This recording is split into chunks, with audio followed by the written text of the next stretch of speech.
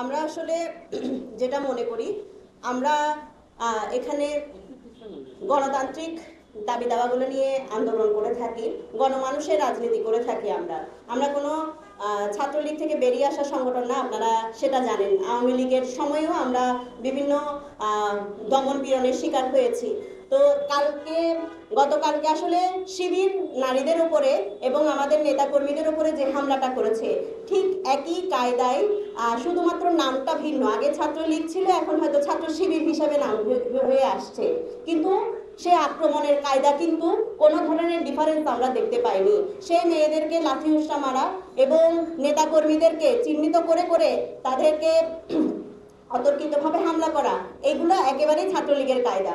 ফলে ছাত্র শিবির এবং ছাত্রলীগ এদের মধ্যে আসলে যেহেতু গণতান্ত্রিকতা নাই তাদের মধ্যে, ফলে গণতান্ত্রিক আন্দোলনগুলোকে দমনের জন্য তারা একইভাবেই আক্রমণগুলো চালাবে, এটাই স্বাভাবিক। আমরা এখানে উল্লেখ করেছি তারা হামলার সাথে সরাসরি যুক্ত ছিল এবং তাদের বাহিনী ছিল সাথে। এখানে তারা যে পোস্টের নেতা এবং বিভিন্ন প্রোগ্রামে তাদের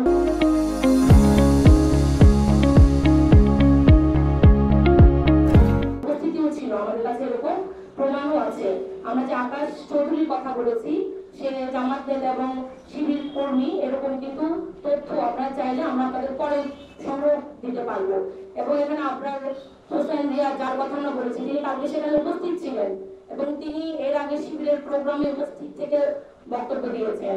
কারণ আমরা যে বক্তব্যটা এখানে লিখেছি এবং যাদের কথা উল্লেখ করেছি, এর বাইরেও আরো অনেকে ছিলেন, আফসার ছিলেন, আরো অনেকেই যুক্ত ছিলেন যারা সরাসরি হামলার সাথে যুক্ত ছিল। মানে পুলিশ তাদেরকে কিন্তু গ্রেফতার করে।